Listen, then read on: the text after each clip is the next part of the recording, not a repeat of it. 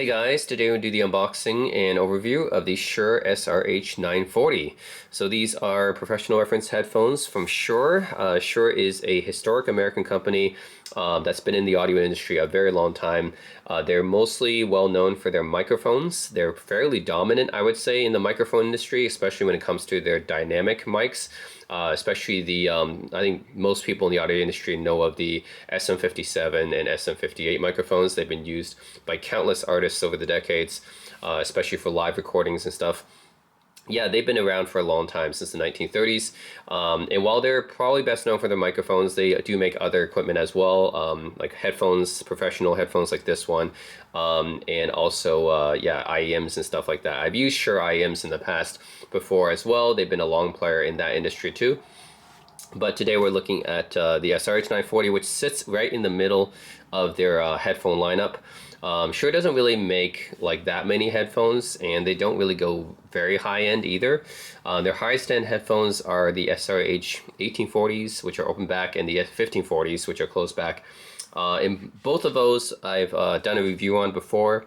Me and my audiophile friend, we actually tested a whole bunch of different headphones that I got, including the top end Shure SRH 1840s and 1540s, and also the Newman NDH 20s and stuff, like a bunch of these different AKG 712 Pros, a bunch of these like professional monitoring like class headphones, which are meant to be used in the studio and for like recording and mixing and stuff. And we also tried the 940s as well, and I want to do a separate video on the 940s because these headphones really surprised me probably more, but it surprised both of us actually, because my friend already owned Shure products before, Shure mic headphones before in the past, so he's probably already aware of the performance of Shure headphones. But for me, I've never really owned Shure headphones before. I've only tried their IEMs before. So both of us just kind of, we tested and we listened to a whole bunch of my headphones, a bunch of the high-end audiophile headphones, as well as a bunch of the Shure headphones, and yeah, the SRH 1540s and 940s and 1840s and Newman NDH 20s and AKG K712 Pros, like they were all there. We did an A/B test against all these different headphones, and these ones are supposed to be for, you know, monitoring, mixing, just reference level stuff, right? Engineering level stuff. They're not like just for music listening. I mean, you obviously can listen to music using them, but they're more used, like they're meant to be used in the studio for recording and mixing. So I guess what surprised me the most, and maybe not my friend so much because he's owned Shure headphones before in the past, but what surprised me the most about these is that we both considered these to be probably the best value in any headphone under $1,000 in terms of the actual detail and the amount of balance that you get out of the sound signature, which is very, very impressive. Now, of course, I've owned Shure microphones before in the past, and I've owned Shure IEMs before, but I've never really owned, you know, their full over-ear headphones until my friend brought his Shure headphones, the DJ12s, I think, and then was surprisingly very good quality, and the sound quality is very good for how much it costed. And these cost $300 US brand new, although you can easily find them on the secondary market for like $200 street price. Yeah, and they just sound incredible. Like the amount of detail that you get from these headphones, as well as like the tuning is very, very balanced, as you would expect from something that says professional reference. Yeah, that was very surprising to me. Like, I didn't expect that. But yeah, these headphones are incredible value. They compete, in terms of the sound quality, like the detail, they compete with any headphone, like up to and even above $1,000. And these cost just $300 MSRP. So pretty incredible stuff. Now I'm just talking about, like, you know, detail and the sound quality. I'm not talking about the comfort or soundstage or some other factors, but just talking about the amount of detail that you can get and the balance, right? I'm talking about balance as in the mids, the bass, the treble, and having the extension of the bass and treble. And yeah, this is perfectly balanced and it's incredibly detailed. So especially for the price, that's very, very impressive. So yeah, take a look here. It says designed for critical listening, studio monitoring, mastering. Yeah, premium padded head weight, light band, folds flat. That's also, so it's a closed back and it folds flat. That's really cool as well. So it's actually kind of portable too. So yeah, you get incredible value out of these headphones for the price, but it's not just the sound quality. Shure does give you a bunch of stuff in the box here. So let's see what you get. Yep, so you get this Shure little booklet here. That's, I think, just probably telling you a bit about the headphone, the maintenance, yeah. Tell you about the maintenance of the headphones. 85 years of audio experience. Yep, Shure has been around for quite a while. They're really one of the OG American audio companies. Yeah. I would say there's only like very few American audio companies that predate Shure. Shure is really one of the OG ones. Been around since the 1930s. All right, and you get this really nice carrying case too. So you get this carrying case here, Shure branded, of course. So this is a pretty big case, so make sure you have a big backpack to carry these in, because they are a clunky case. Like, yeah, it's definitely sturdy, right? It's sturdy. Yeah, it's definitely going to protect your headphones, but yeah, they are quite big. Definitely, like, compared to something like my Dan Clark's, they're, yeah, these things are pretty massive.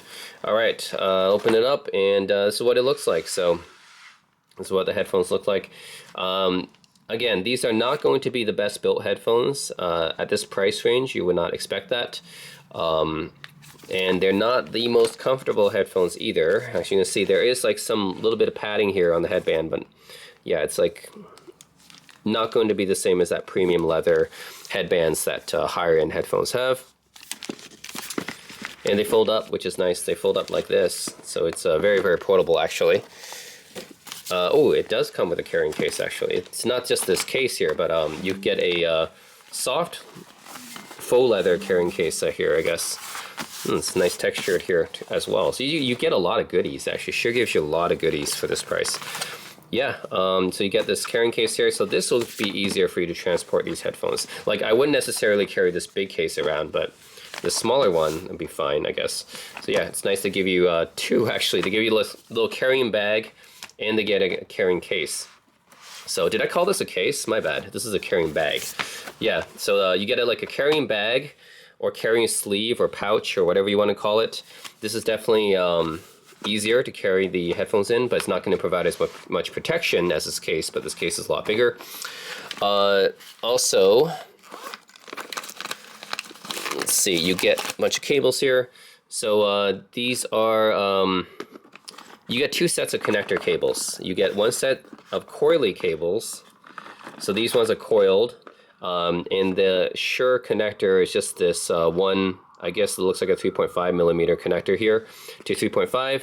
And you get another straight cable that's, I guess, 3.5 to 3.5. So, yeah, the coiled cable is going to actually tame the highs more because it's a longer cable.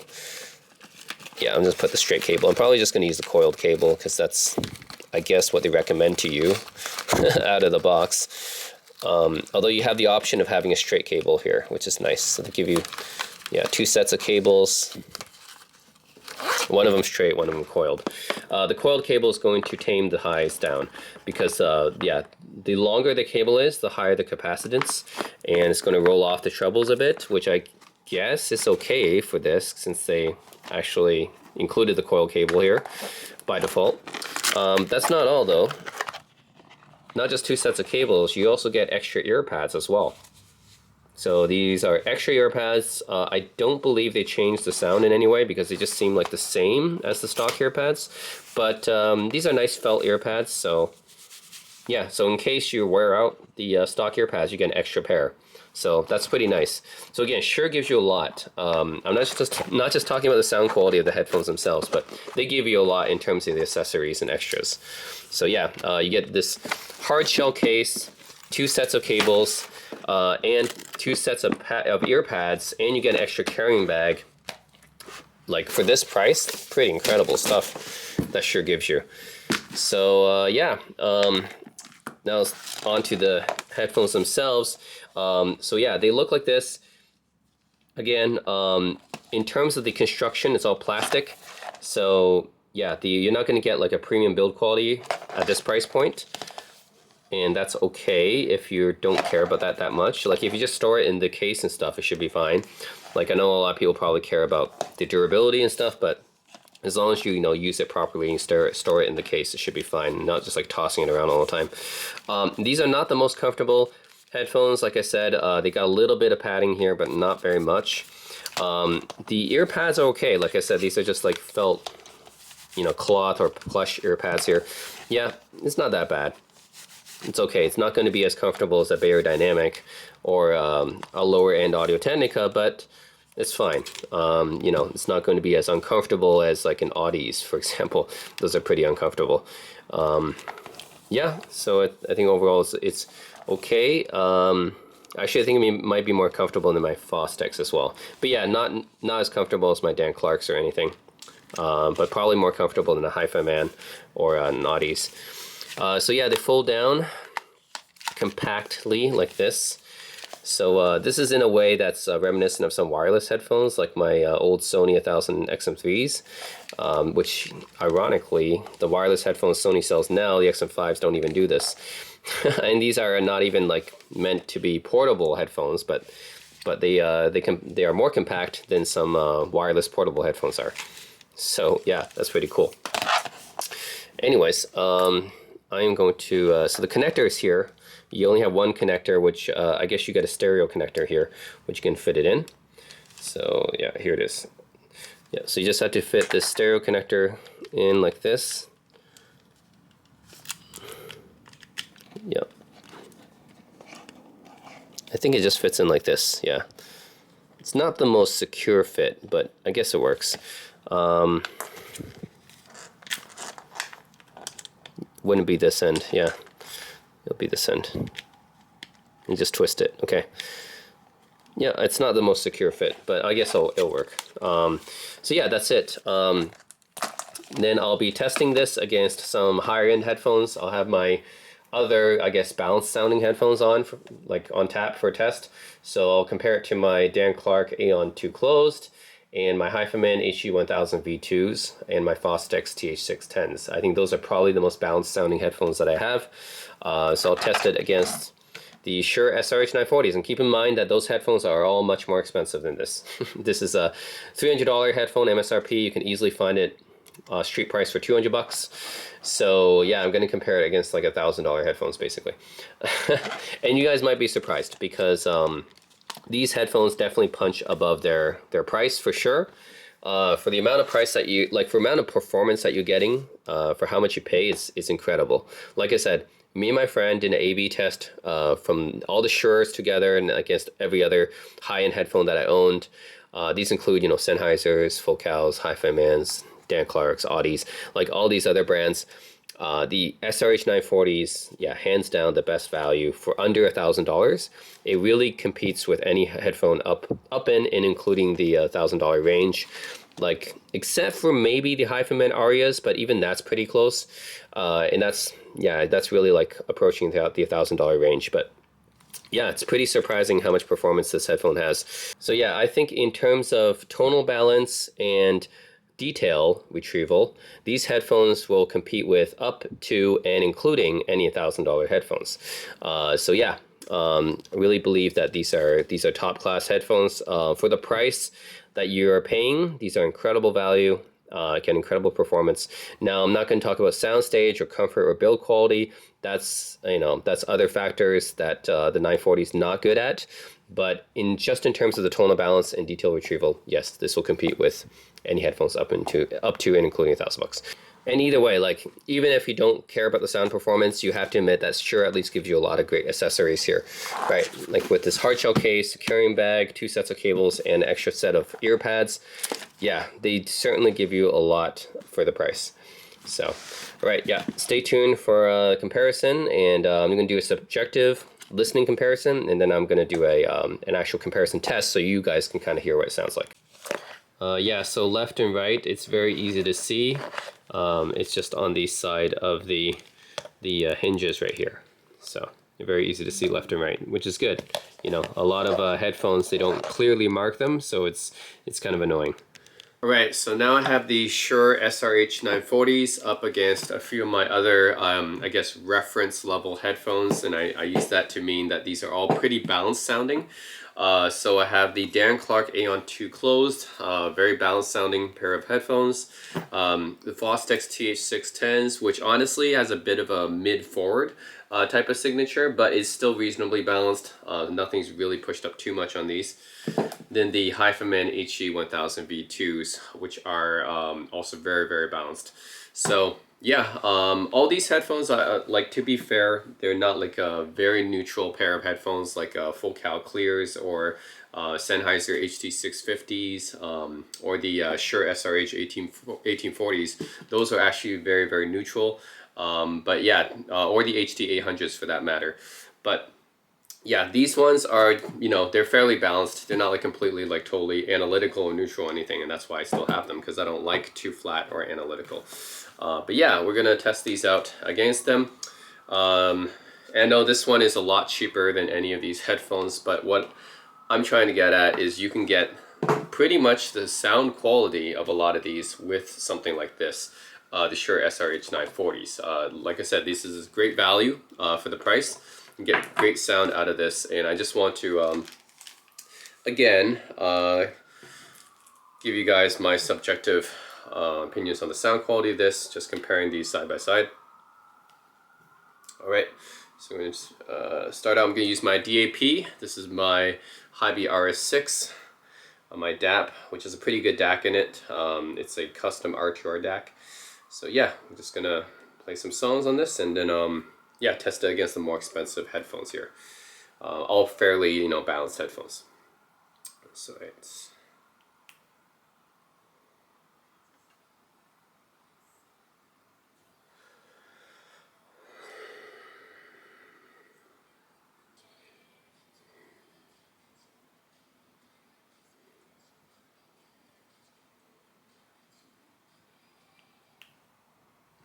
All right.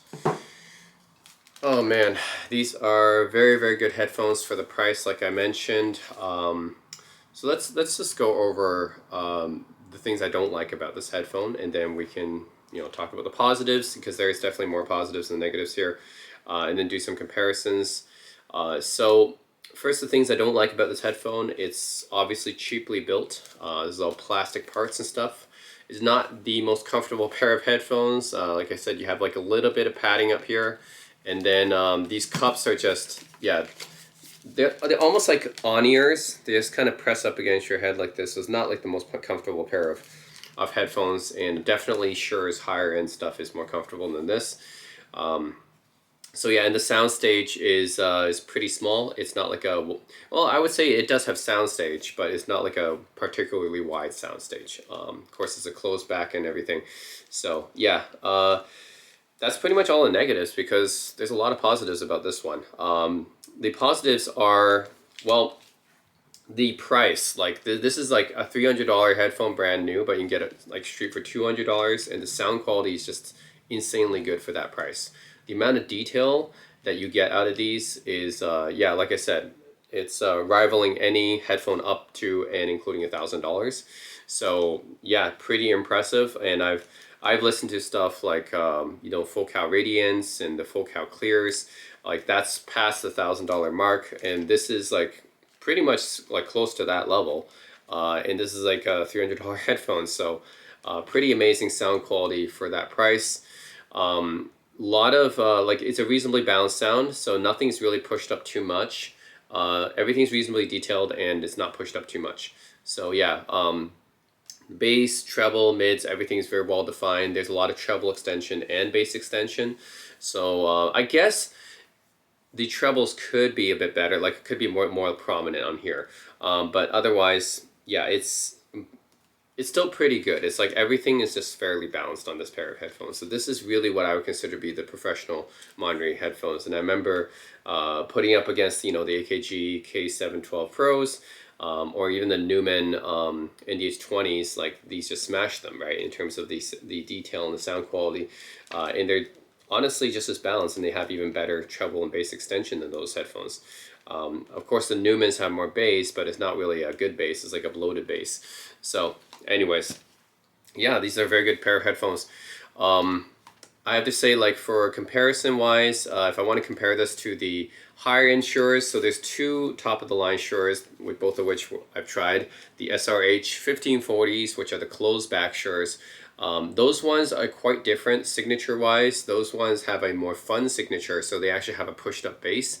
Although those ones are, the bass is like tastefully done on that one. It's not like bloated. It's not like too pushed up where it's overwhelming. The bass on the SRH 1540s, I would say, is like done kind of like the Denon D7200s that I have, except the D7200s does have a bit more detail in the bass. But the SRH 1540 is pretty good, and you know it's reasonably detailed. But although I think the detail is still better on these, on the 940s, compared to the 1540s. So the 1540s are a nice fun headphone. Yeah, I would say probably most comparable to the Denon D7200s, which are $1,000 headphone, minus the amount of detail in that mid bass. Compared to the Shure SRH1840s, which are open back, that's very similar to the Sennheiser HD650s. So you have a bit of a veiled sound coming from the mids. Although it's very reasonable, like it's very neutral, very, I guess you can say, clinical sounding, analytical sounding, but it's probably one of the flattest headphones I've ever tried. So yeah, the 1840s and the Sennheiser HD650s, pretty similar. I think the 1840s are probably a bit more detailed, because the 650s are honestly a bit too veiled for me. So the 1840s is a bit more detailed, although still not as detailed as this. And it's a very, very flat, neutral headphone. So these have a little bit more energy than the 1840s do. Personally, I would pick this, except the 1840s are better. The 1840s and the 1540s are both better built, and they're more comfortable. However, the detail in here on the 940s honestly is still better. So these still have like better treble and bass extension too. So in a lot of ways, the 940s are actually better than the 1540s and 1840s, except for the build quality and the comfort. So yeah, and then comparing to, I guess, HD600s. HD600s, I think the mid-range is probably just as detailed as this, although the treble and the bass, I think, are a bit better on the 940s here. You can actually compare a lot of the parts of this headphone to the $1,800 Sennheiser HD800s, or HD800S, because those have a massive soundstage, so that's quite different. But in terms of the tonal balance and the detail, I think this is almost up to that level, believe it or not. So the tonal balance is fairly similar to the Sennheiser HD800S, but the amount of detail, yeah, that's also pretty close. It's not quite up to the level of the HD800S, but it's quite close. So you might be surprised to learn that, but those are $1,800 headphones. They're flagship Sennheiser headphones, but these actually come closer than you might think. Just of course the soundstage being the biggest difference. The HD800S, HD800 and 800S, known for their massive soundstage. So that, of course, the 940s can't compete with that. But yeah, in terms of just the tonal balance and details, it does actually compete with that in some areas. And compared to the Dan Clark Aeon 2s, yeah, the 940s have better detail, actually. The unfortunate thing about the Aeon 2 closed is that it's not the most detailed you can get for the price. Like, there are more detailed headphones, like the Focals, for example.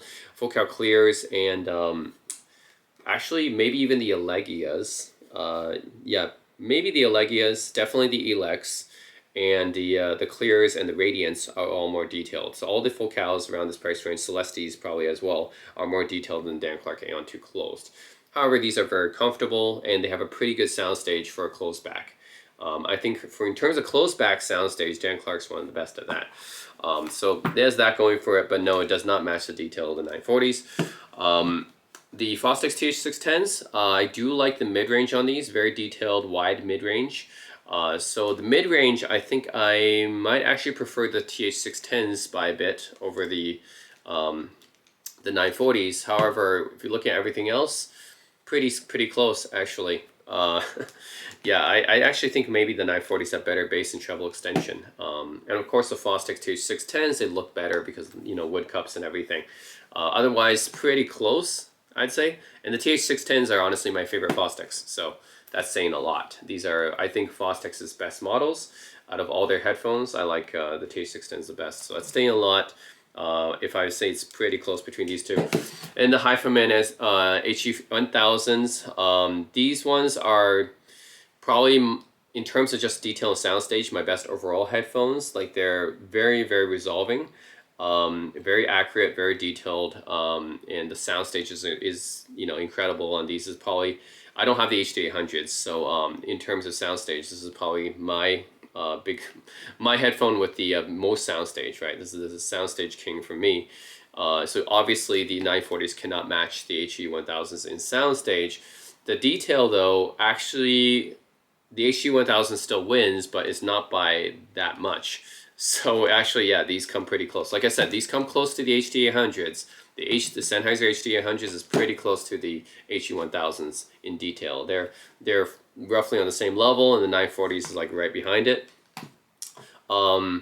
Yeah, and of course this is better build quality. Now if it was compared to the Arias, these actually, that's actually pretty close. The Arias do not have good build quality, so the build quality of the 940s might be comparable to the Arias, but does not compare to the HG1000s in build quality, of course. These have better build quality.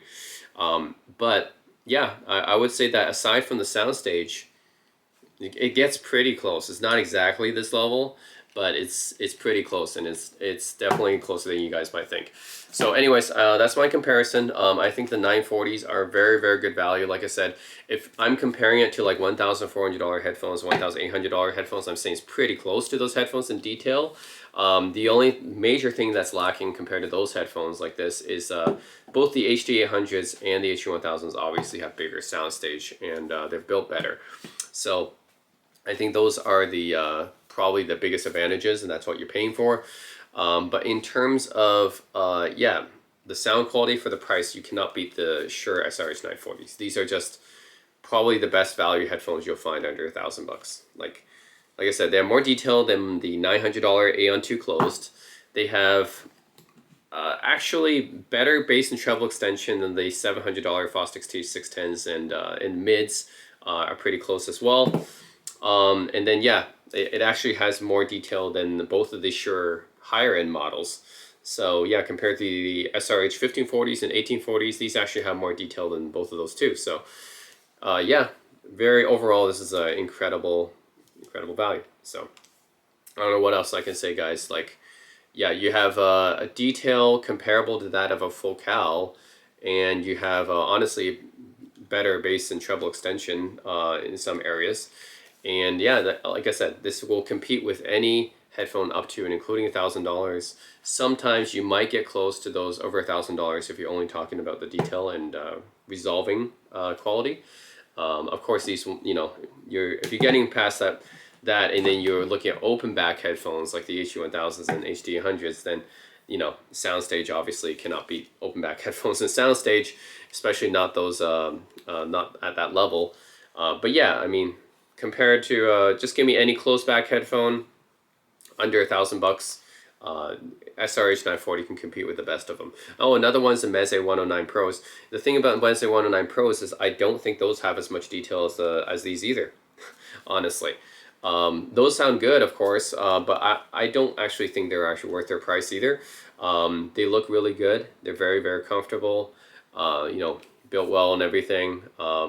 Soundstage wise, they do have a bit more because they're open back, but I honestly don't think that the tonal balance, because I guess those are like more fun headphones, they definitely have a bit more bass and stuff, but the detail, yeah, I think the 940s have more detail than the Meze 109 Pros as well.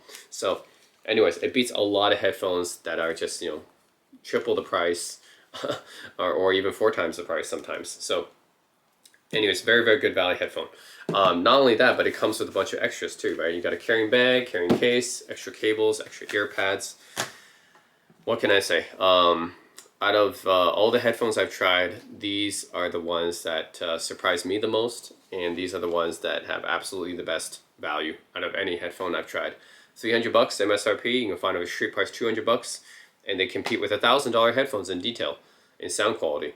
So yeah, the only thing you're basically paying for those headphones over this one is comfort and build quality and maybe soundstage. That's pretty much it, because that's the thing that this headphone lacks, right? Build quality, comfort, and soundstage. Otherwise, just on pure sound quality and tonal balance, like on detail retrieval and yeah, tonal balance. This headphone is right up there with $1,000 headphones. So yeah, pretty incredible and impressive. So that's it, guys. The Shure SRH 940s. I'll be doing a comparison test after this. So you guys, you know, if you guys think I'm just over exaggerating talking about this headphone, listen to the sound clips after, and then let me know what you guys think. Like I said, in terms of just detail retrieval and tonal balance, this will compete with some of the best out there, despite the price. So compared to the Focal Elex and the Focal Clears, and the Elex and Clears are both pretty similar to each other, honestly. I think that the detail level of this matches up to the Focal Clears and Elexes, which is pretty impressive actually, because those are two of the most detailed headphones you can find for that price range. So yeah, like the detail pretty much matches up to those, I think.